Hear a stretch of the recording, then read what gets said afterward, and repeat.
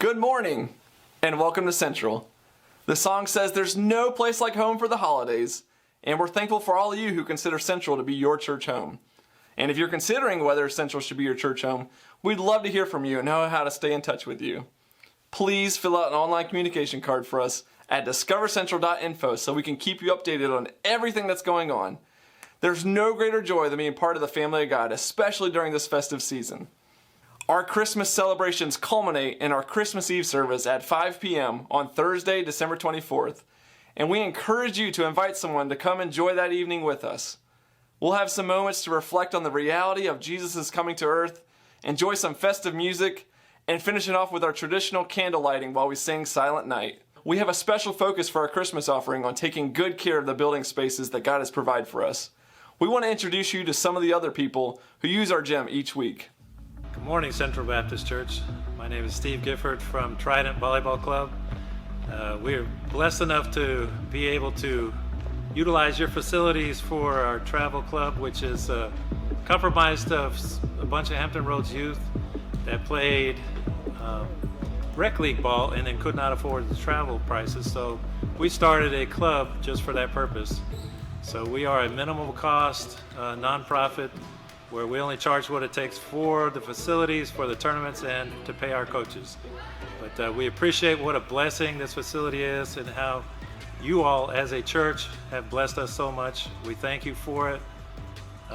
Without you, we wouldn't be able to do this, what we're doing. Our whole purpose is to help these kids grow in this hard and crazy time. It gives them a chance to socialize in a safe environment, that we are doing all the steps to keep COVID out of here. And it also gives them a chance to grow and maybe build dreams to go to college someday, because that's what we're working towards. So we just thank you and bless you for all that you give, and hope that you and your family are blessed this holiday season. That's just one of the several teams that use our gym on a weekly basis. And we are blessed to be able to partner with these people and assist them with their positive impact in our community. We want to be excellent hosts for them, offering them a clean, secure, and comfortable space. So we are using a portion of what we receive in this year's Christmas offering to improve spaces like the gym and other areas where we do ministry on site. It's a fact that we are blessed when we give generously. And so we would love for you to be able to share in this effort along with us. You can give to the Christmas offerings just like we give to our regular offerings, through texting the words Central Give to 77977 or on our website at discovercentral.info. Just make sure to mark your gift to this project as Christmas offering. We're excited about the progress we've already made towards our $12,000 goal, and we give thanks for all that the Lord has provided. So let's continue to pour out our gratitude and love towards Jesus as we sing now. Thank you so much for choosing to worship with us today. In the midst of this Christmas season, we have the opportunity to have joy in our hearts. Not a joy based on situations or circumstances, but a true joy that comes from knowing who Jesus is and remembering what he has done for us.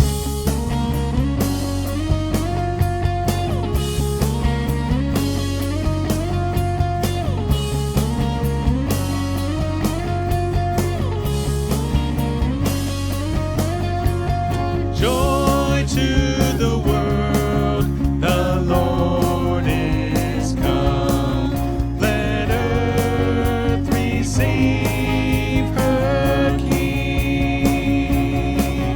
Let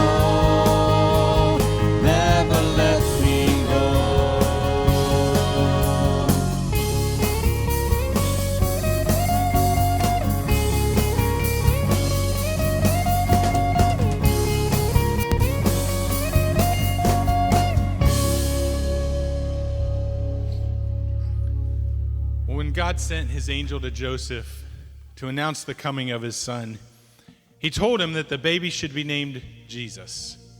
And this name means God is salvation. And it was for this reason that Jesus came, to save his people from their sins.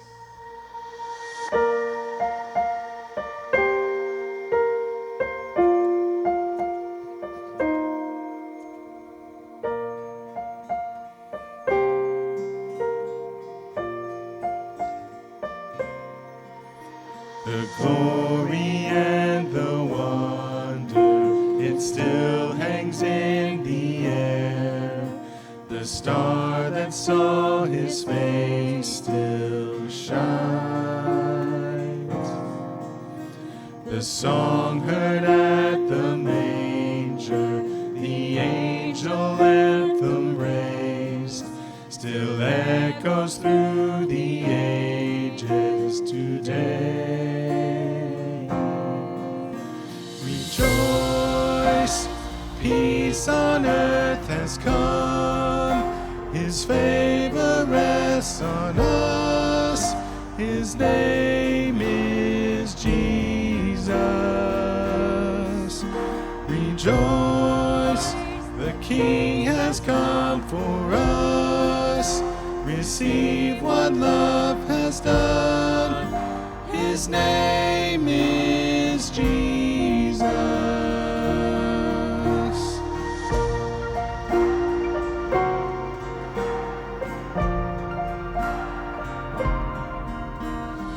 Heaven's hope awakened with a baby's cry. Still his voice breaks through the night. Rejoice, peace on earth has come. His favor rests on us. His name is Jesus. Rejoice, the King has come for us. See what love has done. His name is Jesus. He's Almighty God, Emmanuel, the Prince of Peace, so wonderful. They worship him, and we do still. His name is Jesus. Almighty God, Emmanuel, the Prince of Peace, so wonderful. They worship him, and we do still. His name is Jesus.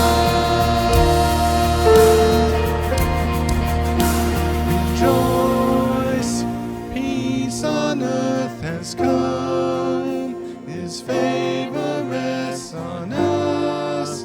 His name is Jesus. Rejoice, peace on earth has come. His favor rests on us. His name is Jesus. Rejoice, King has come for us. Receive what love has done. His name is Jesus. His name is Jesus.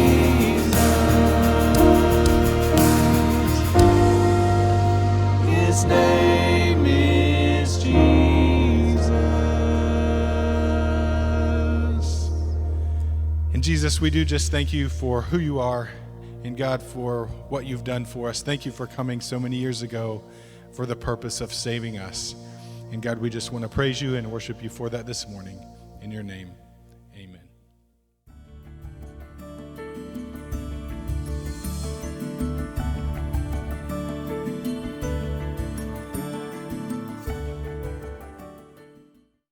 Have you ever become bound and determined just to spend more time with God in prayer?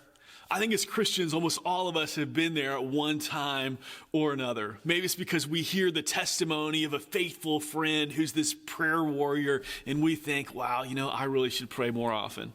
Maybe we hear some message and it just kind of grips our heart, and we're convicted we need to spend more time with God in prayer. Maybe we just go through some really difficult, painful situation when we're left at our wits' end. There's nothing left to do but pray. And so we go through a time like this, and for whatever reason, we begin to block out time. And we make these commitments. We say, I'm going to use this time and I'm going to pray. I'm just going to talk to God. And then you know what happens, don't you? Inevitably, it seems like some friend who hasn't contacted you in like 20 years gives you a phone call right during that window of time. The batteries of your smoke detector go out, and that's a noise you just can't ignore. Your kids who just haven't needed your attention like that, well, they need your attention in ways they haven't needed in a long time. You got to stop what you're doing. You got to tend to the situation. It almost seems as if the world begins to turn against you to prevent you from having this time with God in prayer. But sometimes you get there, don't you? You begin to start. You follow through your commitment. You begin to pray. And then you wonder, is God even hearing this prayer at all? You wish that he'd just kind of show up and pat you on the back, give you a high five, encourage you, let you know, wow, that was a prayer of faith. I'm going to take care of that one tomorrow. I'll see you again tomorrow when we meet like this. But you wonder, did God even hear? Is God even working? I don't see how the situation is changing. And so you wonder, is this even worth it? But you don't give up. You don't quit, because you realize, you kind of look over the history of things, and you know, anytime that God moves, it's always because the people of God prayed. I mean, we see it in the scripture time and time again that the walls of Jericho fell after the people of God worshiped and prayed for 7 days. I mean, you see it in the Philippian jail, right? It opened up after Paul and Silas were praying. The book of Revelation, the whole book is a book of worship. It's a book of prayer. I mean, John tells us in the first chapter that he was on the island of Patmos worshiping in the Spirit on the Lord's day. And then it all happens, and the whole book unfolds of John retelling us what he sees as he's a part of this just posture of prayer. A woman named Hannah prayed.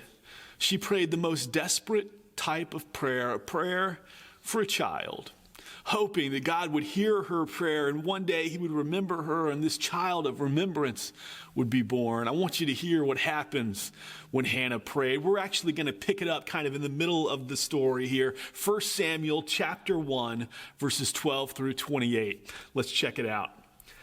As she continued praying before the Lord, Eli observed her mouth. Hannah was speaking in her heart. Only her lips moved and her voice was not heard. Therefore Eli took her to be a drunken woman. And Eli said to her, "How long will you go on being drunk? Put your wine away from you." But Hannah answered, "No, my Lord, I am a woman troubled in spirit. I have neither drunk wine nor strong drink, but I have been pouring out my soul before the Lord. Do not regard your servant as a worthless woman. For all along I have been speaking out of my great anxiety and vexation." Then Eli answered, "Go in peace, and the God of Israel grant your petition that you have made to him." And she said, "Let your servant find favor in your eyes." Then the woman went away and ate, and her face was no longer sad. They rose early in the morning and worshiped before the Lord. Then they went back to the house at Ramah, and Elkanah knew Hannah, his wife, and the Lord remembered her. And in due time, Hannah conceived and bore a son, and she called his name Samuel, for she said, "I have asked for him from the Lord."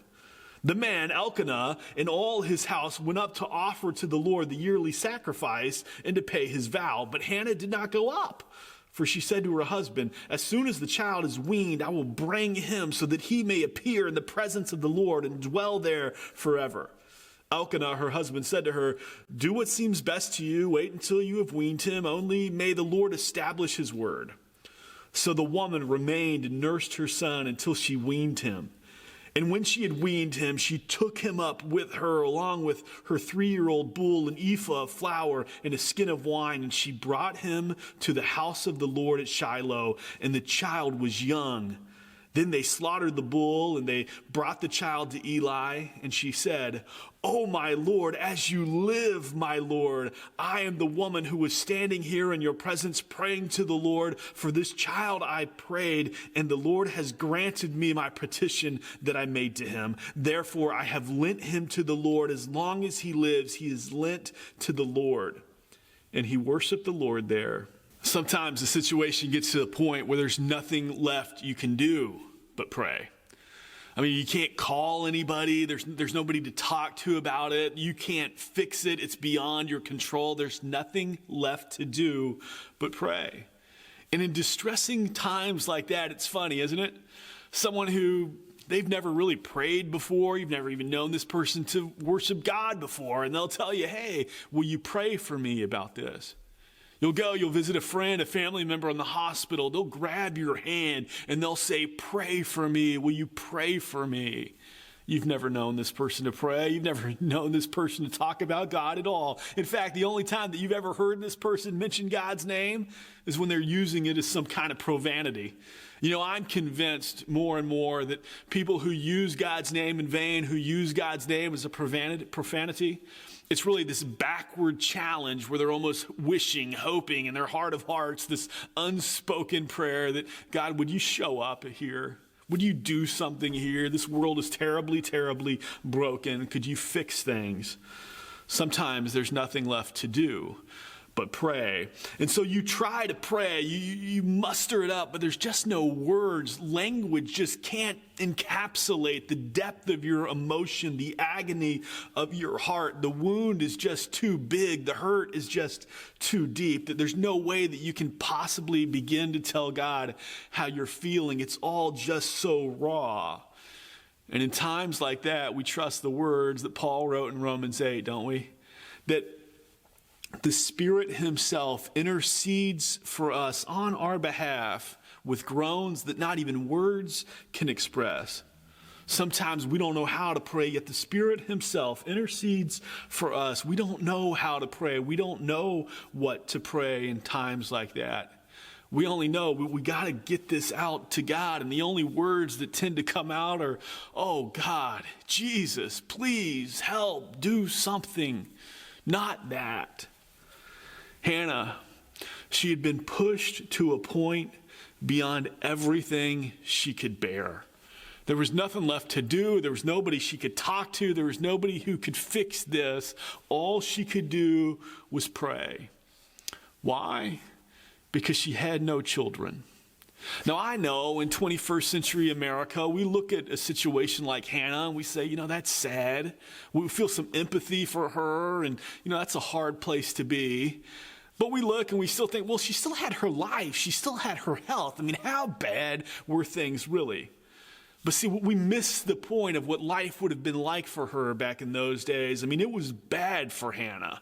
In those days, in that culture, it was a man's world. There was no kind of Social Security fund. There was no retirement account. I mean, women in that culture, when their husband died, and husbands often died first, the people who would then look after her and care for her were her children. Hannah had no children. This widow would have no one that she could trust her life to know that she would be looked after, taken care of, provided for in her old age. I mean, you remember the story of Naomi, don't you, from the Old Testament book of Ruth? How Naomi, she was just inconsolable with grief after seeing her husband and her two sons die. And Ruth, her daughter-in-law, how she just stuck to Naomi. Now, her daughters-in-law, Naomi and Orpah, or Ruth and Orpah, they were not required or obligated by law to look after Naomi because they were only related by marriage. But Ruth understood, I must stick to this woman. Her God will be my God. Her people will be my people. We're going to experience the same plight together. Orpah, she returned back to Moab, as she was free to do under the law, to try to find another husband, to try to find a hope, a future. But in addition, just to the pain and the agony of Hannah's heart, this woman who desperately wanted kids, in addition to just not having a future and having no one that she knew, okay, this person will look after me when I'm old. In addition to all of that, she also had the pain of believing that she was cursed. You see, you understand that in those days, and rightly so, children were seen as a blessing from God. This is a proper understanding of kids. And everyone in that day knew that if you have kids, you're blessed by God. This is a sign of God's blessing on your life. And Hannah, she's looking around, I have no kids. I'm cursed. So here's a woman, she's experiencing the depth of agony of having no kids. She's believing she's cursed. She has no future, no one to look after her, no one to provide for her in her old age. The situation for Hannah was extremely bleak.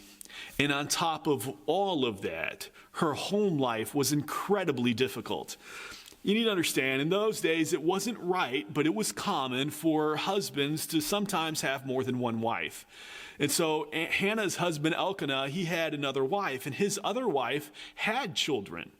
And so Hannah, in addition to just seeing the jealousy of this wife having children, she not having any, I mean, she's experiencing that kind of pain and this rivalry anyway. And Elkanah, he notices what's happening. And so what does Elkanah do? He showers Hannah with extra gifts and presents, trying to make her feel better, trying to console her in some way. Well, then the other wife gets jealous and she begins to taunt Hannah. She tells Hannah how she's blessed and how Hannah's cursed, how she has children and Hannah doesn't, as if Hannah needs any kind of a reminder. And Elkanah, being the sensitive husband that he is, he says to Hannah, oh, come on, Hannah, aren't I more valuable to you than 10 sons? I mean, you can just imagine the pain that Hannah was living in. I mean, just struggling for so long, hearing these taunts, hearing these empty words of consolation. I mean, it was a difficult place to be. And it drove Hannah to the point of just desperation. And so she's experiencing all kinds of anxiety. She's depressed. The Bible tells us that she's lost her appetite. She can't eat. She's having trouble sleeping. It's a tough existence for Hannah. Things are hard for Hannah. There was nothing she could do but pray. And so she prayed. Hannah goes to the temple and perhaps laying down prostrate, maybe just kind of swaying back and forth. She's praying. And you can imagine the scene, can't you? Here's this woman who, she looks somewhat malnourished because she just hadn't had an appetite in years. The bags under her eyes from all of the tears that she's cried, all of those sleepless nights that she's endured. And she's there trying to pray, moving back and forth. Her lips are moving, but there's no sounds coming out. The high priest, Eli, he's there, and he's seen this before. But the only time he's ever seen this before is when people come to pray and they offer wine as a sacrifice. And before they offer their sacrifice, they drink too much and they end up being drunk. And so Eli, he watches this for as long as he can stand it. And then he intercedes and he scolds Hannah and he tells her, woman, you need to go away. You've had too much to drink here. How are you going to come into the temple, this place of worship, this place of prayer, being drunk like this? It's time for you to get out of here. But Hannah, she confesses to him that she's just praying from the depth of her heart, from the pain of her heart and how great it was. And in that moment, Eli seems almost apologetic. He says to her, oh, I'm sorry. I've just never seen anybody pray like this before. He just assumed this disheveled woman moving about with no words coming out, that surely she was intoxicated. You see, Eli, in some ways, Eli had given up too. I mean, little did he know that the answer to his prayer was standing right in front of him as well. Because the son that Hannah would bear, this child of remembrance, Samuel, well, he would grow up to take Eli's place as the next great high priest. Eli's sons, they were just corrupt. They were dishonoring God. They were doing all kinds of evil things. Eli, he had pretty much given up too. Just wondering what would happen after he was gone. But when Eli died, Samuel would be the next great high priest. Eli is so moved by Hannah's prayer that he says to her, in essence, go in peace. And then he adds his prayer to hers. He says to her, I pray that God would grant you the desires of your heart, essentially. These are thoughtful words. It's a kind prayer, kind words. But don't you wish in some ways that this great high priest Eli could have said something a little bit more profound? Don't you wish that he could have assured her in some kind of a greater way than this, that he could have just said to her, I've seen a lot of people pray, but I haven't seen anybody pray like this before. Yours is the kind of prayer that moves the heart of God. Yours is the kind of prayer that God honors, that God responds to. We almost wish that Eli could have said something more, because he's probably never seen a prayer like this. He may not know quite what to do. A woman alone, a woman so desperate, so single-minded in her focus, just the pain of her heart, the passion of her plea, as tears just stream down her face, her body swaying, her lips moving, but not a word coming out. I mean, this was quite the prayer. Maybe Eli didn't know quite what to do. Maybe the send-off wasn't quite all that we would hope it would be. But for a woman so distraught, it was enough. I mean, for Hannah, it was more than enough. The high priest had added his prayer to hers.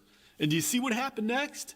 Hannah went away and ate. Remember, the Bible had told us that she hadn't eaten for some time. She had no appetite. And now all of a sudden her appetite is restored. She's hungry again. She goes away and she eats. And more than that, her face is no longer sad.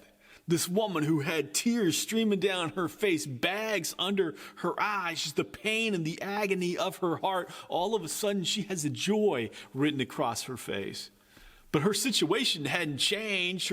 From the world's perspective, I mean, she's still the same cursed woman with no future. But now, Hannah is experiencing this joy. So much so that the next day, Hannah gets up early and worships God. She praises God for who he is. See, understand this. Sometimes you might not know just the right words to say. You might not know just how should I respond to this person in that kind of situation. I mean, that's tragic. That's rough. So what do? You add your prayer to theirs. You come alongside and you just stop and you give them your single-minded devotion. You give them all of your attention. You listen. You empathize. And you add your prayer to theirs. You pray right in front of them. Oh, I know this is hard. God, I pray that you would intervene for them just like they're asking you to. You add your prayer to theirs. Eli, he'd probably seen nothing like this before, not to this degree, not with this type of emotion.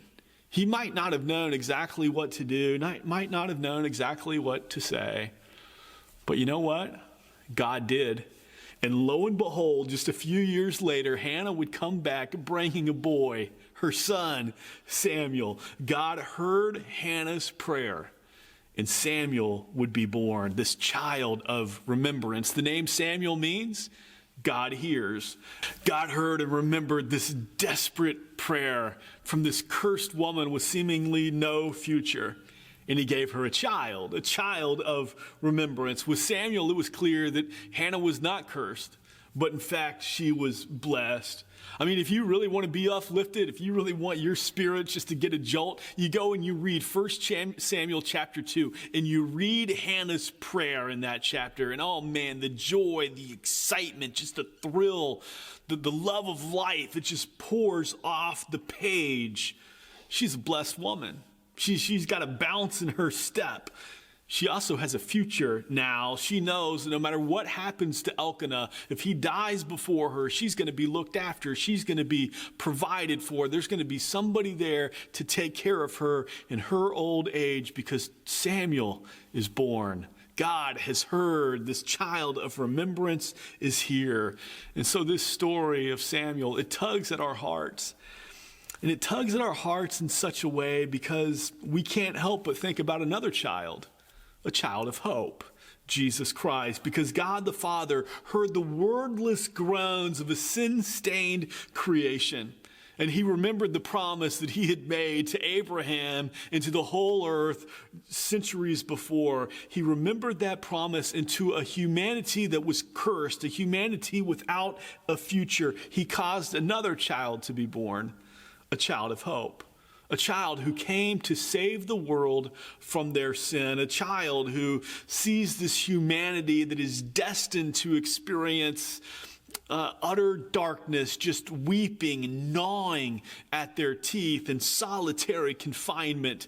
To a world like that, he sent the child of hope to redeem them, to restore them, to adopt them into the family of God, to give them a seat at the table, a place of blessing, a place of honor, to this humanity that had no future, a future that was just empty in darkness with nothing but pain and agony and torture.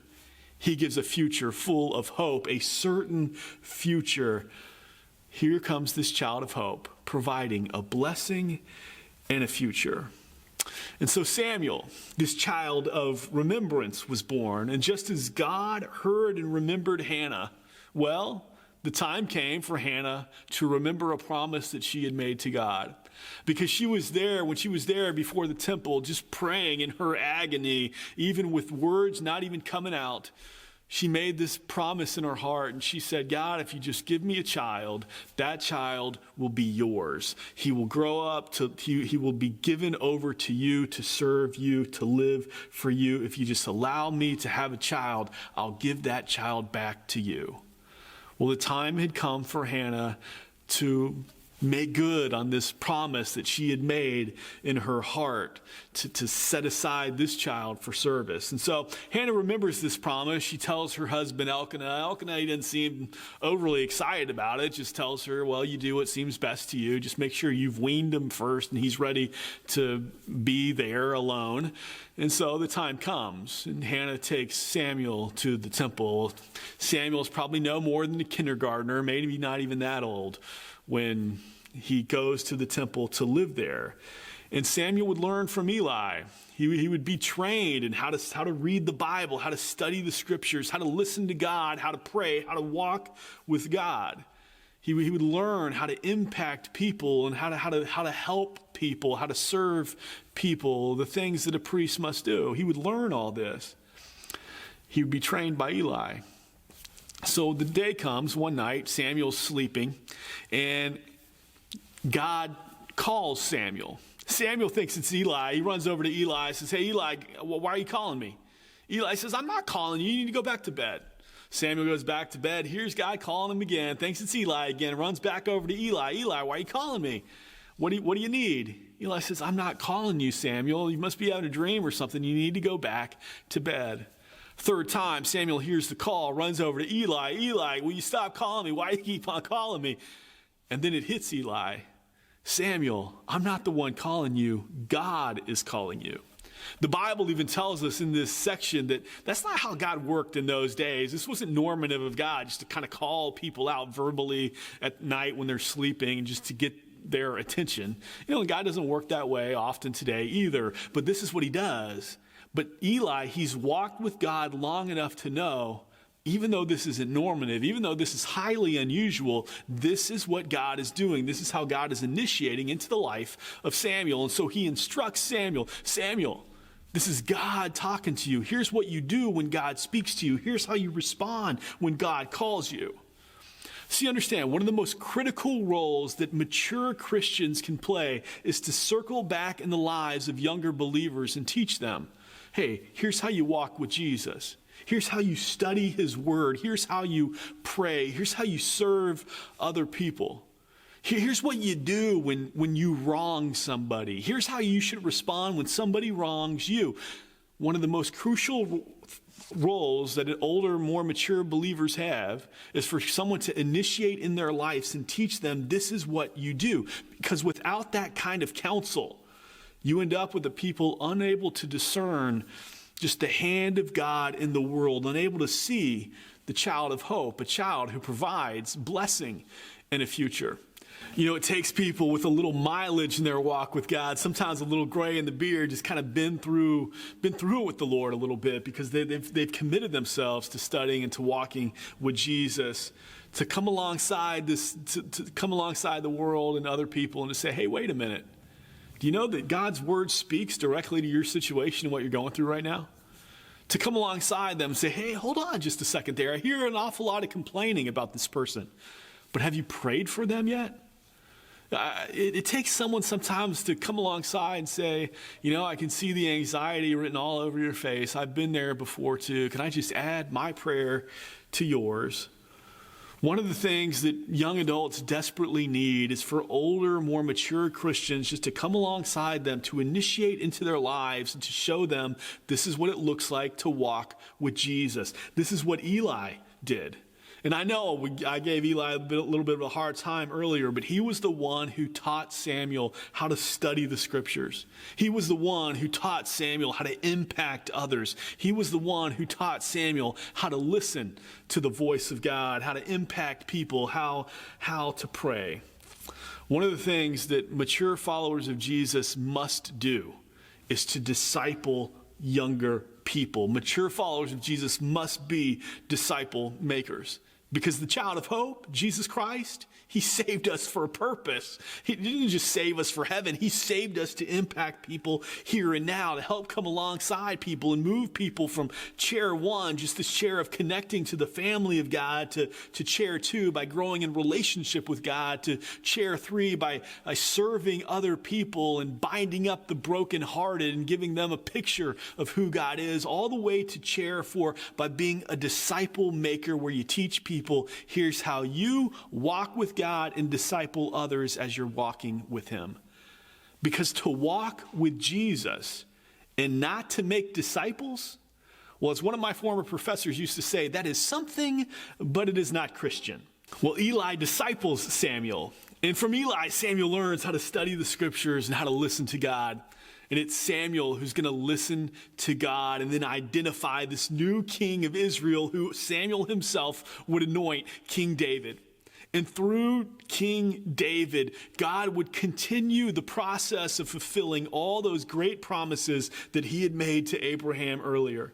Israel would become a nation. Jerusalem would be founded. David would become the greatest king Israel has ever known. And it was Samuel who found David. David was Jesse's youngest son, just a little boy out tending sheep. And Samuel listened to the voice of God, found David, anointed David. Samuel, the one who came about because a desperate woman who was at her wits' end pleaded with God with a prayer that not even words could get out, pleaded with God for a child. God heard this woman's prayer, and this child of remembrance was born. And Samuel found David, and from David's line would come another child, the child of hope, a child who gives all of us a blessing and a future. Heavenly Father, we thank you that you hear the cries of your people. And because you heard even the silent cries, the groans of a creation stained by sin, you sent your Son, this child of hope, Jesus Christ, who to everyone who believes, you grant a hope, a blessing, and a future.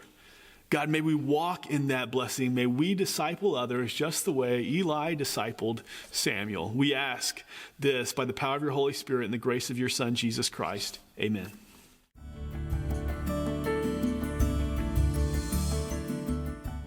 Hey everybody, thanks so much for watching, and thank you so much for supporting and giving to the ministries here at Central. Before you go, please fill out an online communication card so that we can know that you're here. You know, this Christmas season, there is a lot of opportunities to be with our friends, our family, our neighbors. But whatever you do out there, I want to encourage you to share Jesus and impact people. Merry Christmas, everybody.